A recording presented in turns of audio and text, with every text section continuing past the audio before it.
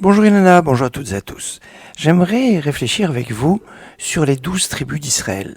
Car dans la paracha que nous lirons ce Shabbat, la paracha Vaïchi, on a les bénédictions que Yaakov adresse à ses 12 fils et aussi à ses petits-fils Ephraïm et Ménaché.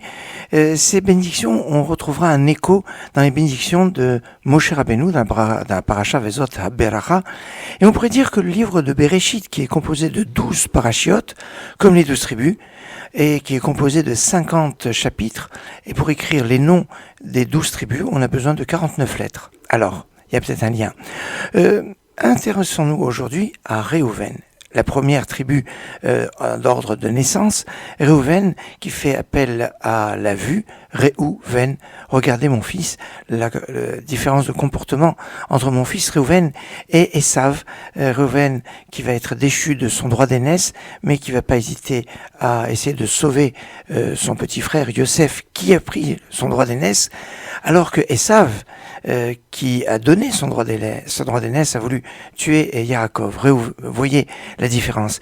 Yaakov va, vis-à-vis de Réhouven, avoir la dent dure au moment de sa disparition.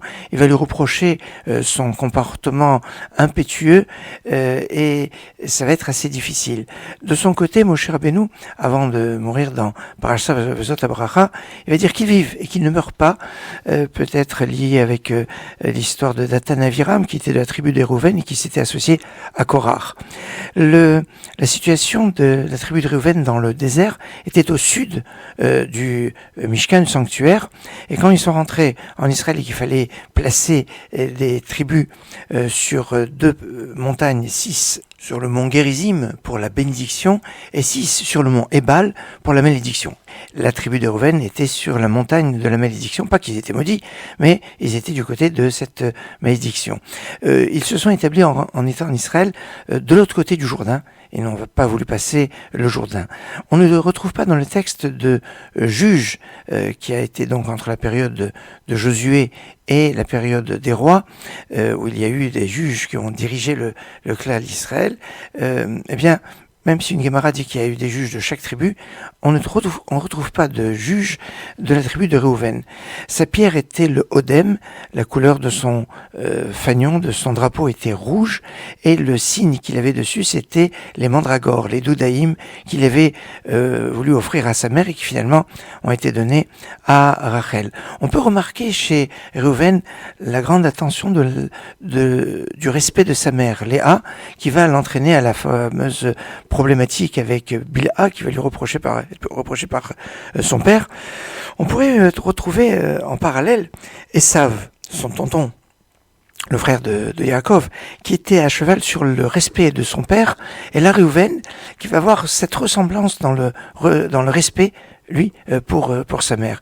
Et on retrouve chez Réhouven cette belle qualité d'avoir voulu sauver son petit frère Yosef.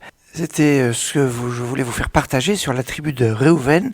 Alors la première tribu au niveau des naissances, mais qui finalement va être après, on va lui enlever quelque part son droit d'aînesse, ou le droit à la double part, c'est-à-dire de donner 2 tribus, va être donné à Yosef, qui va donner 2 tribus, Ephraïm et Ménaché.